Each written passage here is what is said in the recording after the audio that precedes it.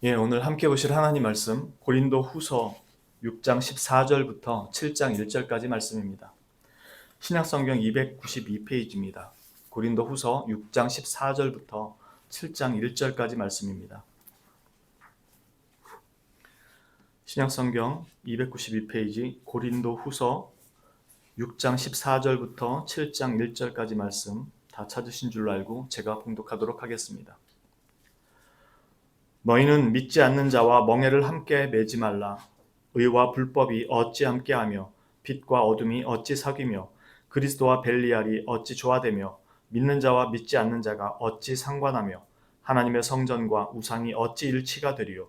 우리는 살아계신 하나님의 성전이라. 이와 같이 하나님께서 이르시되 내가 그들 가운데 거하며 두루 행하여 나는 그들의 하나님이 되고 그들은 나의 백성이 되리라. 그러므로 너희는 그들 중에서 나와서 따로 있고 부정한 것을 만지지 말라. 내가 너희를 영접하여 너희에게 아버지가 되고 너희는 내게 자녀가 되리라. 전능하신 주의 말씀이니라 하셨느니라. 그런즉 사랑하는 자들아, 이 약속을 가진 우리는 하나님을 두려워하는 가운데서 거룩함을 온전히 이루어 육과 영의 온갖 더러운 것에서 자신을 깨끗하게 하자. 아멘. 지난 시간에 저희가 이 말씀을 한번 봤었는데요. 저희가 계속해서 고린도 후서를 보고 오면서 고린도 후서 6장에서 얘기했던 오늘 저희가 읽은 이 말씀이 교회의 내적으로나 외적으로 생기는 문제에 대한 바울의 지적과 책망과 또 권면이었음을 봤습니다. 그것은 한마디로 교회의 거룩성과 순수성에 대한 것이었습니다. 오늘 저희가 보는 이 고린도 후서는 교회 안에 들어와 있는데 이 믿음을 왜곡시키는 사람들에 대한 문제입니다. 물론 밖에 있는 사람들에 대한 것도 같이 포함되어 있고요. 그러니까 교회 안에 그리스도인이라고 하지만 실제로 자신이 가지고 있는 믿음이 성경적인 믿음이 아닌 것들, 그럼에도 그것을 성경적인 믿음으로 생각하고 끝까지 그것을 고집하는 사람들에 대한 그 문제가 담겨 있습니다. 왜냐하면 지난주에 말씀드린 것처럼 바울 사도가 지금 얘기하고 있는 게 누구냐면 교회 안에 들어와 있는 그 사람들에 대해서 지금 형제들아 얘기하면서 말하고 있는 것이기 때문에 외부에 있는 사람들만 얘기하는 게 아니라 지금 거짓 교사들에 의해서 미혹당한 그 사람들도 지금 여기에 포함되어 있는 겁니다. 그런 측면에서 지금 얘기를 했던 것이었고, 지난주가 우린 그것을 살펴보았던 것이었고, 이번 주는 그렇다면 이런 문제에 대해서 우리 믿음의 선진들은 과연 이 문제를 어떻게 다뤄왔을까를 함께 살펴보자는 것입니다. 교회는 언제나 이단과의 싸움이 있어 왔습니다. 그래서 복음을 희석시키고 왜곡시키는 도전과 늘 맞서야 했습니다. 이것은 비단 초대교회나 예전의 일만이 아니고 여전히 진행형이고 이것은 점차 더 심해지고 더 강력하게 도전해 올 것입니다. 그래서 심판의 때가 다가올 때는 오히려 적그리스도가 더욱 기승을 부리는 때가 될 것이라고 성경은 말하고 있습니다. 이단이라는 단어는 끝단자에 달을 이자입니다. 그러니까 다시 말해서 시작은 같지만 끝이 다르다라는 거예요. 이게 잘 표현된 게 요한 1서입니다.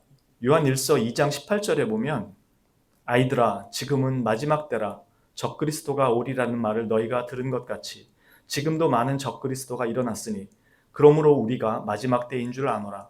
그들이 우리에게서 나갔으나 우리에게 속하지 아니하였나니 만일 우리에게 속하였더라면 우리와 함께 거하였으려니와 그들이 나간 것은 다 우리에게 속하지 아니함을 나타내려 함이라. 이처럼 이단이라는 건 밖에 있는 사람들이 아니에요. 우리 안에 있다가 나가는 사람들이에요. 밖에 있는 사람들은 사입이라고 불러요.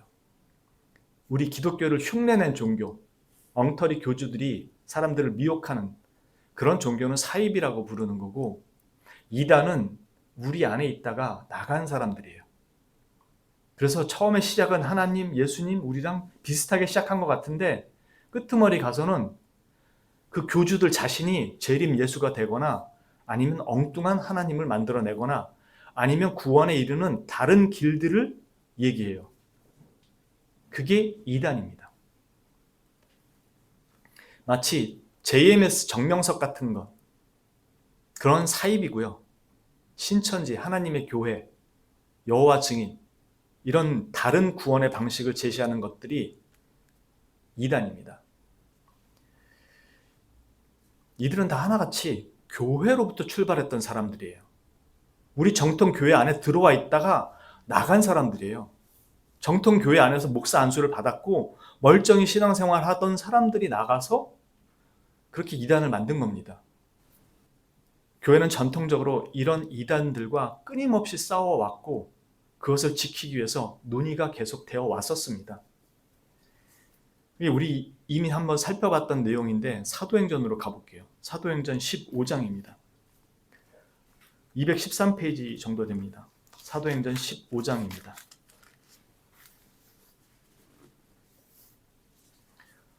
신약성경 212페이지, 213페이지 정도 됩니다. 사도행전 15장 1절, 2절입니다.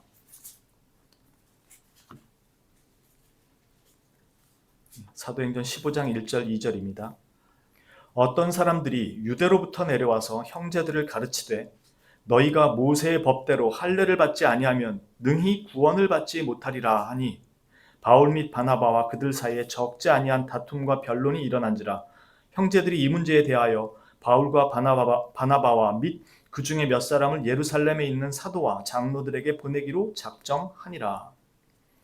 지금 이 문제는 갈라디아서에 보면 나오는 2장에 나오는 내용인데요. 할례를 받아야지만, 즉 이방인들도 유대인들처럼 믿음으로만이 아니라 할례를 받아야지만 구원을 받을 수 있다라고 주장하는 사람들이 있었어요. 그러니까 바울 사도가 그렇지 않다, 오직 우리는 믿음만으로 구원을 받는다라고 그들과 논쟁이 벌어진 겁니다. 그런데 이 사람들은 자신들이 유대에서 파송을 받아서 왔다고 주장을 한 거예요. 그러니까 이 문제가 구원에 대한 다른 입장을 서로 얘기하고 있게 된 겁니다. 그러니까 이 바울과 바나바가 있던 이 교회에서, 갈라디아 교회에서 이 문제를 가지고 예루살렘으로 가서 판결을 받게 합니다. 예루살렘에 있는 사도들과 장로들이 모여서 이 문제를 다룹니다. 이 성경에 나타난 아마 최초의 교회 공적 공의회였을 것입니다. 복음이 온 세상을 퍼져갑니다. 그때 사도행전에서 1장에서 그렇게 말씀하죠. 예루살렘과 온 유대와 사마리아와 땅끝까지 이르러 내 증인이 되리라. 그렇게 복음이 퍼져나가지만 예루살렘에서 시작한 이 복음의 권위자들이 있기 때문에 이방인에게 전해준 복음에 지금과 같은 문제가 생긴 것에 대해서 예루살렘으로 보내서 이 문제를 처리하도록 요청한 것입니다. 그들이 모여서 이 문제를 토의합니다. 5절입니다. 바리새파 중에 어떤 믿는 사람들이 일어나 말하되, 바리새파는 철저한 율법주의자들이죠. 아주 엄격합니다. 정말로 아주 엄격하게 지켰던 사람들이죠. 그런 사람들이 믿음을 가진 겁니다. 그래서 바리새파 중에 어떤 믿는 사람들이 일어나 말하되 이방인에게 할례를 행하고 모세의 율법을 지키라 명하는 것이 마땅하다 하니라. 이렇게 얘기해요. 즉 교회에서는 아직 이 문제에 대한 판결을 내리지 못한 상황이었어요. 그래서 예루살렘에 모여서 권위 있는 자들, 즉 사도들과 장로들이 모여서 이 문제를 다루기 시작했다는 뜻입니다. 그리고 나서 베드로가 일어나서 한마디를 합니다. 그 내용들이 7절에 나옵니다. 많은 변론이 있은 후에 베드로가 일어나 말하되, 형제들아 너희도 알거니와 하나님이 이방인들로 내 입에서 복음의 말씀을 들어 믿게 하시려고 오래전부터 너희 가운데서 나를 택하시고 또 마음을 아시는 하나님이 우리에게와 같이 그들에게도 성령을 주어 증언하시고 믿음으로 그들의 마음을 깨끗이 하사 그들이나 우리나 차별하지 아니하셨느니라. 그런데 지금 너희가 어찌하여 하나님을 시험하여 우리 조상과 우리도 능히 매지 못하던 멍에를 제자들의 목에 두렸느냐. 그러나 우리는 그들이 우리와 동일하게 주 예수의 은혜로 구원받는 줄을 믿노라 하니라. 즉 초대교회는 이 문제에 대해서 어떻게 해야 될지를 사실 답을 가지고 있지 않았던 상황이었어요.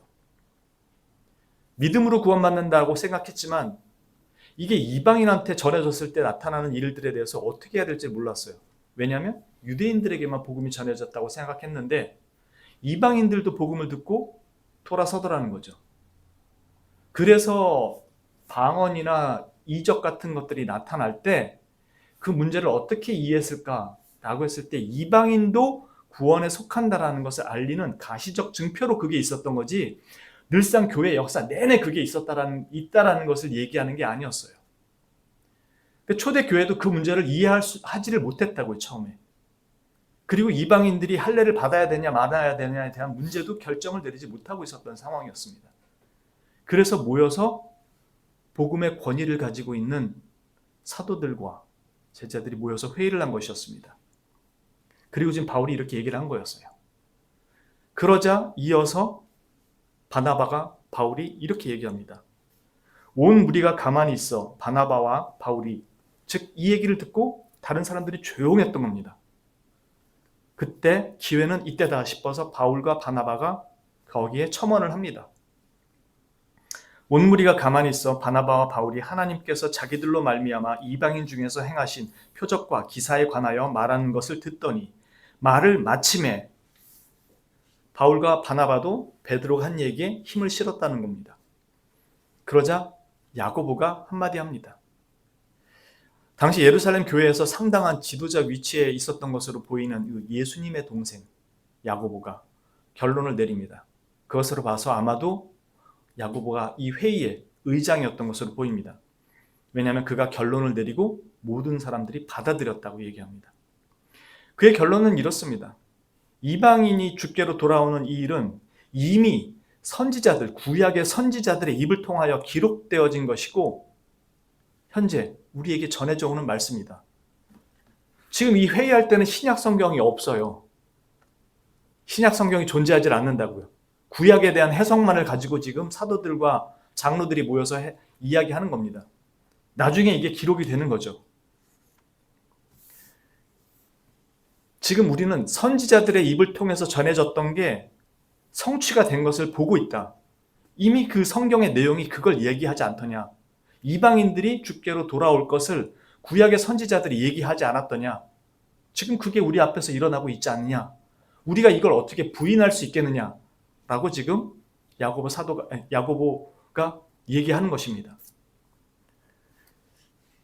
그래서 다만 타국 땅에 흩어져 있는 유대인들이 아직 있기 때문에 그들이 거기서는 모세의 회당에서 모여서 율법의 말씀을 즉 성경, 구약 성경을 읽고 하기 때문에 그들이 시험 들지 않도록 하기 위해서 이방인들과 그런 문제로 분쟁과 오해가 생기지 않도록 몇 가지 사항만을 빼놓고는 나머지 것들은 진리 안에서 자유와 평강을 누리기를 원한다라고 하면서 그 갈라디아 형제들에게 편지를 써서 보낸 것입니다.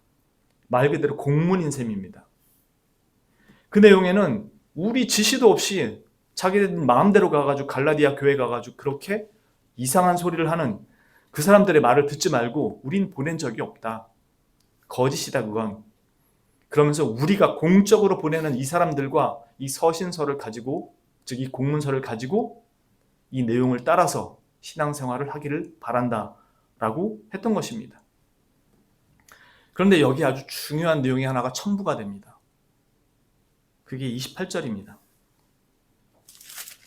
편지를 쭉 보내고 나서 그리하여 유다와 실라를 보내니 즉 유다와 실라는 갈라디아 교회에서 온 사람들이 아니에요. 즉 예루살렘 교회에서 증인으로 공적 인물로 파송시켜준다는 겁니다. 가서 이것이 사실이라는 걸 증언하기 위해서 유다와 실라를 보내니 그들도 이 일을 말로 전하리라. 성령과 우리는 이게 핵심입니다. 성령과 우리는 이 요긴한 것들 외에는 아무 짐도 너희에게 지우지 아니하는 것이 옳은 줄 알았노니. 지금 여기서 읽은 그대로 이것을 공적으로 인준하는 것이 인간의 협의체에서 만들어낸 결정이 아니라 교회 회의, 공적인 이 공회는 성령님께서 주장하시고 명령하신 공적인 회의라는 것을 우리 모두가 믿음으로 받아들인다라고 선언한 것입니다. 그러니까 공의회라는 건 인간들이 모여서 만든 협의체, 그리고 거기서 나온 결과물들은 인간의 역사의 산물이 아니라는 겁니다. 성경이 정말로 우리가 하나님께 받은 정말 무오한 하나님의 계시, 하나님께서 우리에게 자신을 온전하게 나타내시고 뜻을 드러내신 조금도 변함없는 정말 무오한 하나님의 말씀이라는 걸 받는다면 이 공의회에서 일어난 모든 결정들은 성령님께서 역사하시고 성령님께서 주장하신 회의의 산물이라는 겁니다. 그래서 다른 교회들이 이 서신서를 받았을 때 그것을 주님께서 주신 것으로 받았다는 것입니다. 사실 여기에 나오는 모든 서신서들이 다 그런 교리서들입니다.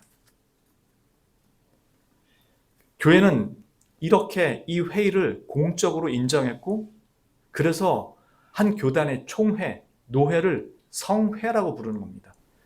하나님의 거룩한 회라고요. 그래서 총회나 노회 같은 이런 회는 공적으로 성령님께서 주장하시는 회로 인정을 합니다.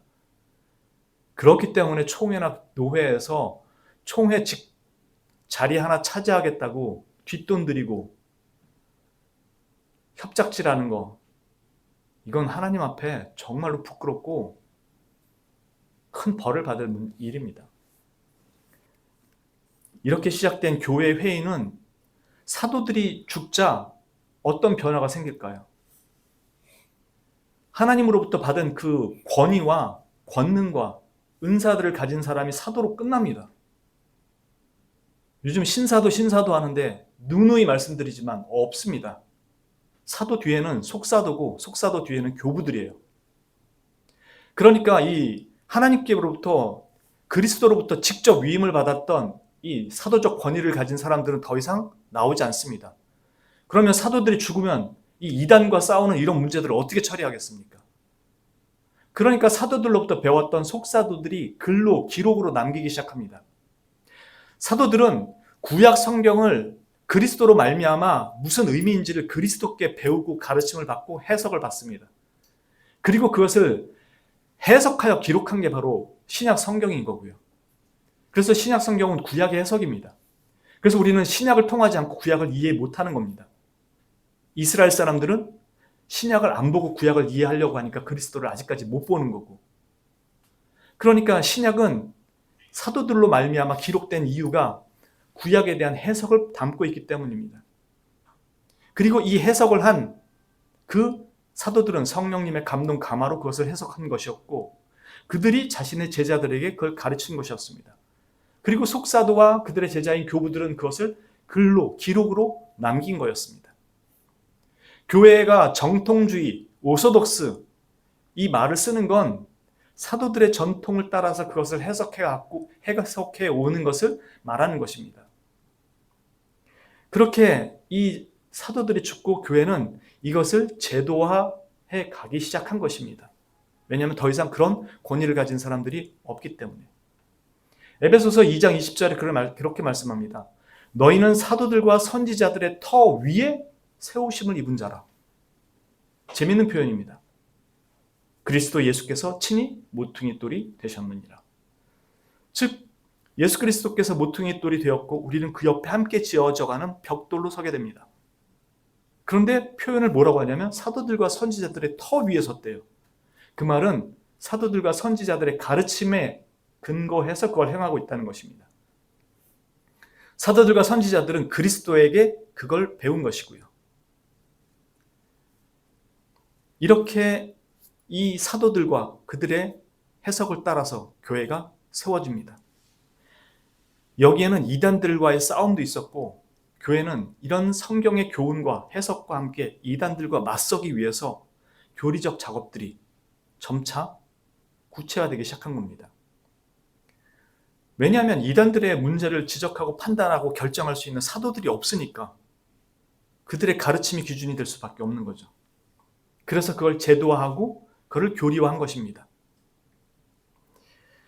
시간들이 지나면서 성경은 여러 곳에 흩어져 있는 진리들을 점차 체계화하는 작업을 하고 이단들과 맞서면서 그것이 교리적 체계로 자리 잡게 됩니다.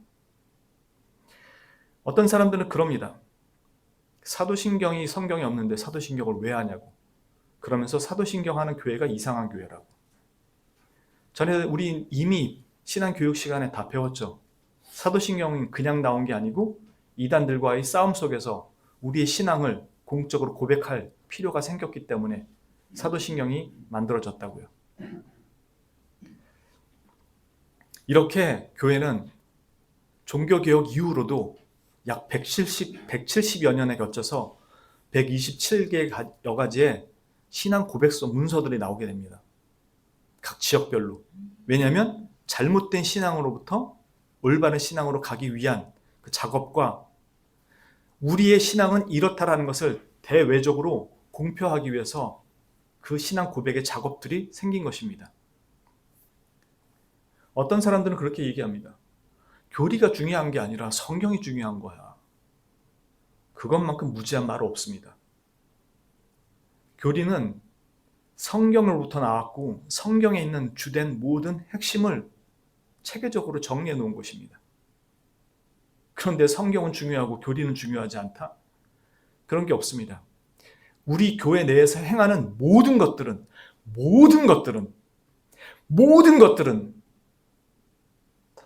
다 교리 안에 있습니다. 그건 다 성경에서 나온 것이고요. 그러니까 여러분들이 와서 예배할 때 예배의 모든 순서, 예배에 관한 모든 것들, 봉사하고 섬기는 것, 설교하는 것, 모든 것 하나 그 어떤 것도 교리 없이 이루어진 게 없습니다. 그런데 성경이 중요하지 교리가 중요한 게 아니라고요? 전혀 맞지 않는 말입니다.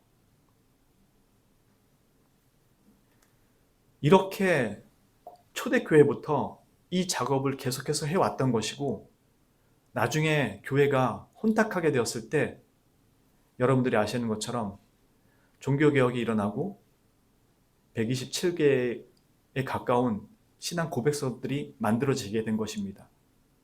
그 중에 마지막으로 1648년에 가장 완성도 높은 웨스트민스터 표준 문서가 만들어지고 장로교회는 특히 대한민국 장로교회는 이 웨스트민스터 표준 문서를 교회의 기본 신앙 고백서로 받아들인 것입니다.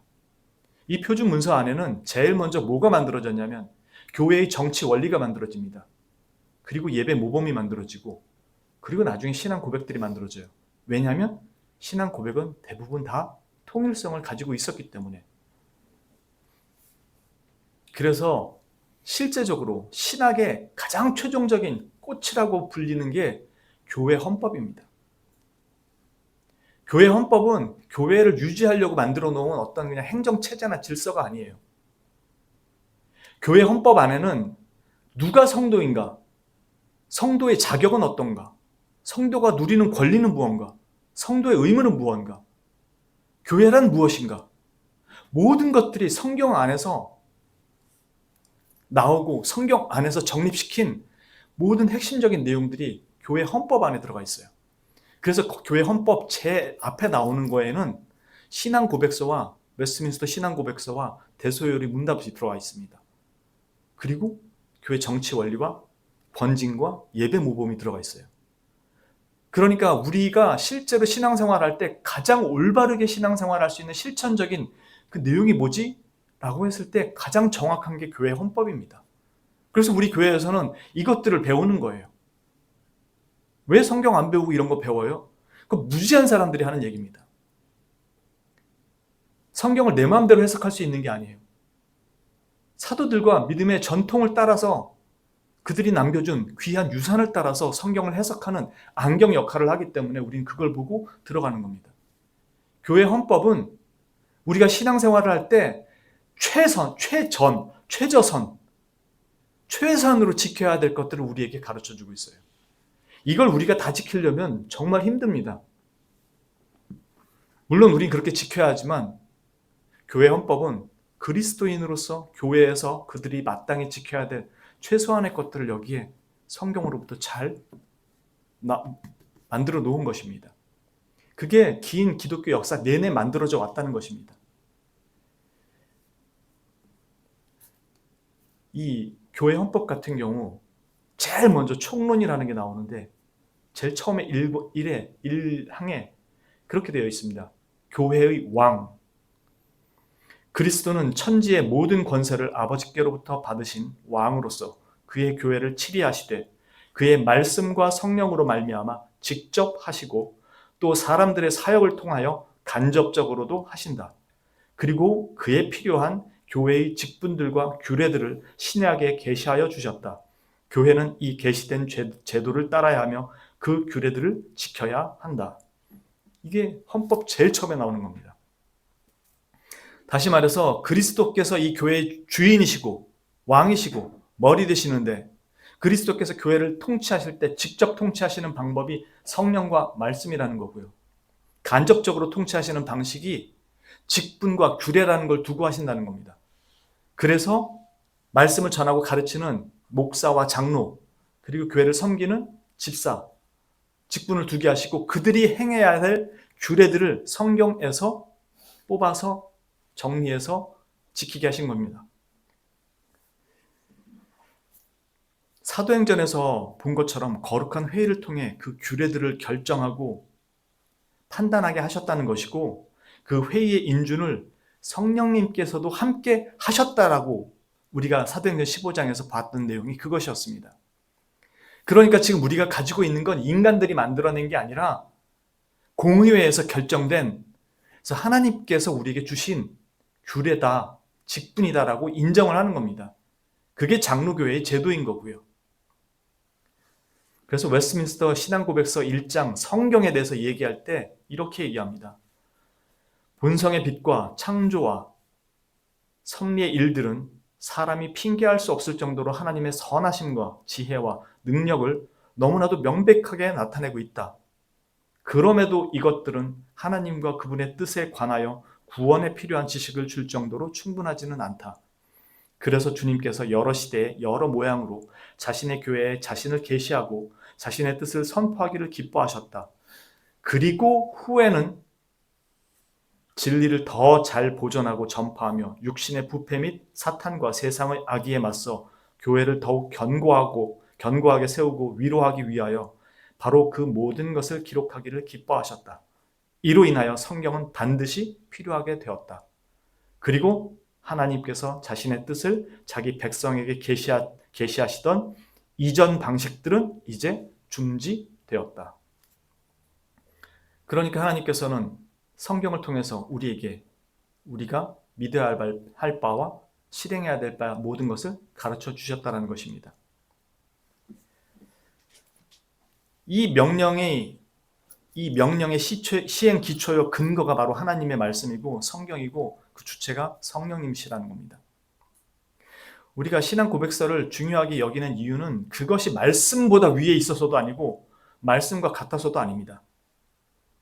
이것은 규범인, 오직 유일한 권위를 가진 그 규범인 성경에 의해서 세워진 규범일 뿐입니다. 그렇지만 이것이 오랜 교회의 전통을 통해 정립이 되고 그것이 우리가 공의회를 통해서 성령님께서 우리에게 주시는 것이라고 믿기에 우리가 이것을 배우고 가르치는 것입니다. 웨스트민스터 신앙고백서에 대해서 로버트 쇼우라는 탁월한 목사는 이렇게 말합니다. 성경과 어떻게 다른지.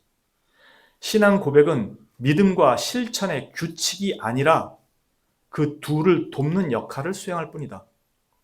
신앙고백은 사람들, 곧 신자와 교회가 계시된 진리를 어떻게 이해하고 있는지를 나타낸 것이다. 따라서 신앙고백의 목적은 하나님의 진리를 가르치는 것이 아니라 우리가 이해한 것을 명확하고 알기 쉽게 체계적으로 진술해서 특히 신앙의 논쟁이 불거졌을 때 다른 사람들의 견해를 확인하는 수단을 제공하는 데 있다. 쉽게 말하면 우리 안에서 합의된 이 진리는 곧 다른 사람들을 향해서는 공동의 증언이 된다는 것입니다. 우리가 이해한 이 진리를 가르치는 게 1차적인 목적이 아니라 우리가 하나님의 말씀을 우리는 이렇게 이해하고 있어를 나타내는 게 이 신앙 고백서의 목적이라는 겁니다. 그러니까 지금 우리가 본 것처럼 이 오늘 말씀에서 교회 안에 들어왔지만 전혀 우리와는 다른 그 위치에 있는 사람들, 즉 너희는 이 교회 안에 있는 사람들이라고 얘기했습니다. 너희는 믿지 않는 자와 멍에를 함께 매지 말라. 의와 불법이 어찌 함께하며 빛과 어둠이 어찌 사귀며 그리스도와 벨리알이 어찌 조화되며 믿는 자와 믿지 않는 자가 어찌 상관하며 하나님의 성전과 우상이 어찌 일치가 되리요. 이게 교회 안에 있는 문제를 얘기하고 있다는 겁니다. 교회 밖의 문제까지 포함해서. 그걸 뭘로 하냐고요. 그게 지금 우리가 본 것처럼 사도들의 오랜 전통을 통해서 성령님께서 인준하셨다고 우리가 받아들이는 공의회의 모든 결정을 통해서 우리가 이걸 받아들이고 판단한다는 겁니다. 그런데 이 중요한 거를 우리가 너무 소홀히 한다고요, 지금. 이게 목사님 필요해요? 성령 하나면 되는 거 아니에요? 누누이 말씀드리지만 우리 믿음의 선진들은 늘 이단들과 싸워왔어요. 잘못된 교리들과 싸워왔다고요. 그걸 정립시켜놓고 우리에게 물려줬는데 우린 그게 필요 없다고 얘기하는 거예요. 우린 성경이면 충분하지 않아요? 그 말은 무슨 말이냐면 제각각 소견에 옳은 대로 해석하면 되는 거 아니에요? 라는 것과 똑같다는 말씀입니다. 그래서 여러분들은 주님이 우리에게 오셔서 제일 먼저 하셨던 일, 가르치고 전파하며 치유하셨던 그 일을 사도들에게 맡겼어요. 그래서 사도들도 와서 가르치고 전파하며 치유하는 일을 했습니다. 오늘날 교회가 하는 일도 똑같습니다. 가르치고 전파하는 일을 하는 겁니다. 뭘 가지고 가르쳐요? 성경, 이 안에 있는 성경의 내용을 올바로 해석을 해야 올바로 가르칠 거 아닙니까? 그래서 우리가 믿음의 고백이라고 하는 밖에 내어놨을 때 당신과 나이가 같은 믿음 안에 있습니다를 확인하는 최소한의 울타리인 이걸 가지고 보는 겁니다. 그래서 교회 안에서 여기에 맞지 않는 것들에 대해서 당신 신앙이 문제가 있습니다 라고 교회법으로 치리를 하는 거고, 그래야지 비로소 신천지나 다른 이단들이 들어왔을 때 그들과 우리가 무엇이 다른지를 얘기할 수 있는 겁니다. 그런데 신천지 들어왔을 때 교회가 왜 넘어가는지 아세요? 이걸 안 가르쳐요. 왜? 성경만 가르쳤으니까. 그리고 신천지들이 와가지고 성경 가지고 얘기하는 것에 단 한마디도 대꾸를 못해요. 자기가 알고 있는 성경과 맞지 않으니까 성경 얘기만 주구장창 겉돌다 끝나는 겁니다. 그리고 어떤 성도님들은 신천지가 하는 말이 더 일리 있는 것 같은데 하면서 거기로 넘어가요. 교회가 오랫동안 지켜왔던 이 진리의 바른 길을 스스로 포기하게 되는, 맞게 되는 결과들입니다. 그래서 바울 사도가 너희 안에 들어와 있는 이 잘못된 왜곡된 신앙을 버리라고 말하는 것입니다. 내치라고, 절대 함께하지 말으라고. 그래서 교회 내적이든 외적이든 진리가 아닌 것을 함께할 수가 없는 겁니다. 그 대표적인 게 WCC 운동을 같이 할 수 있으려면 반드시 전제가 돼야 되는 게 교리에 대한 포기입니다. 너네 교리나 우리 교리나 교리는 덮어놓고 가서 의료사업, 교육사업, 구제사업, 그래서 그걸로 복음을 전하자가 그들의 주장입니다. 그래서 보수 교회들은 WCC를 반대했던 겁니다. 진리가 하나 될 수 없는데 어떻게 그걸 같이 한다고. 명분이야 좋죠. 그러나 그 명분은 주님을 위한 명분이 아닙니다. 제가 말씀드렸죠. 우리가 무슨 일을 할 때 반드시 그 기초할 근거에 있어야 되는 건 하나님의 영광이라고.